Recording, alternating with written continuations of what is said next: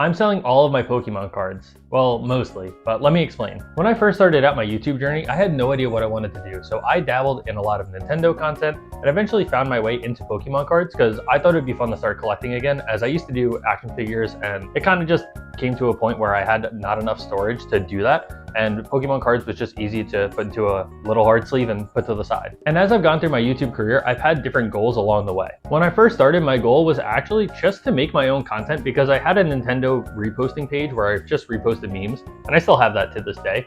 But I didn't feel fulfilled not making my own content. And with my life schedule, streaming is hard, so I decided to go with pre-recorded content. After playing with that for a little bit, I kind of came to a point where I was like, hey, I could actually do this and maybe become really good. And after a while of making just opening videos, sitting down at my desk, opening up cards, which was a lot of fun, I thought to myself, hey, I could be innovative in this space and maybe go out, try to do some things, make content that would be more fun for me, as well as showing off the community and the Pokemon space itself outside of just sitting at a desk. And I really thought that if I did it well, I could become a really big YouTuber. And about a year ago, I started a series where I was going to sell Pokemon cards until I got $10,000 of sales, to document what it would be like to go out to the world, sell Pokemon cards at shows, selling some cards online, and just documenting the process of having fun selling and buying Pokemon cards. Now, this series actually saw a lot of success compared to the views on my channel in the past, besides when I go and do pre-release videos, where those have always just done really well since I started. But there's only a pre-release every other month, if that. Now, a couple months into this process,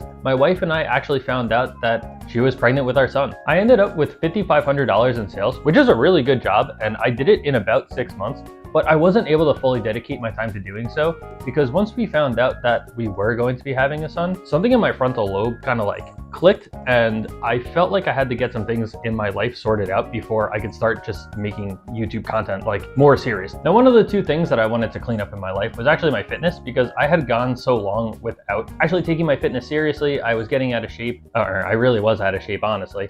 But I've gotten to a point where I've actually lost 40 pounds, and I'm kind of on the way of gaining it back, trying to gain it back in muscle. I'm on a little bit of a break right now because I'm on family leave, but I'm gonna get back into that in just a week or two. But I started that process in December of last year, and it's actually September right now. So it's been a 10-month process of getting my body into shape, and it's really helped get my mind back into shape. And the other thing that I really wanted to take seriously was my finance. Now, I'm not in some hoard position, but I had money in places where they probably shouldn't have been. I just wanted to create a better safety net. And right now, my wife and I actually own a 2-bedroom co-op, which is kind of built like an apartment, and we've had this since 2020.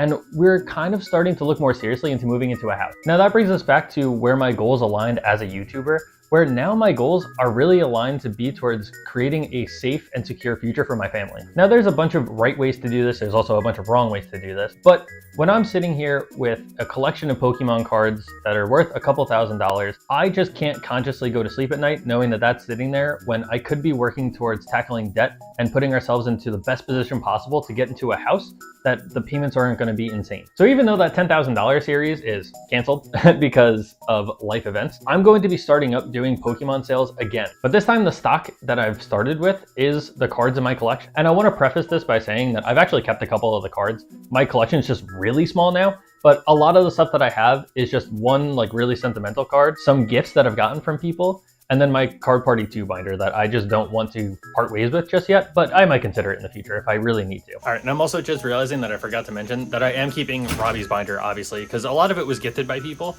and I put a lot of time into making it, so his stuff is not going to be touched either. Now, for the future of this channel, I actually want to take my debt and pay it off with a Pokemon card business, which sounds like a lot of fun to me. Hopefully it does sound fun to you, but I'm going to be doing a lot of the tracking on the debt itself in short form content, and then long form content is going to be the ways that I've made money in Pokemon cards. So for example, the past 2 weeks, I've actually started doing sales already, and I've made about $1,200 just selling on Twitter and Instagram, mostly through Twitter, which has been a really good avenue for me in the past. It just has a platform that helps you reach a wider audience than Instagram does, where it really only shows stuff to your followers. And like I said, it's September. In November, I'm actually going to be vending at a trading card show, which I did during the $10,000 series. I'll put some clips over this in the past, but I had a really bad angle and I shared 2 tables between 3 people, which was totally cool. It helped the price of the table out a lot, but I didn't really have enough space to put my recording equipment on top of the stuff that I was selling, and I didn't even sell that much. And I mean that in terms of quantity, because quality, I think I ended up making $2,500 in that one day. Now, I understand the stigma behind resellers, and I actually didn't see much of any hate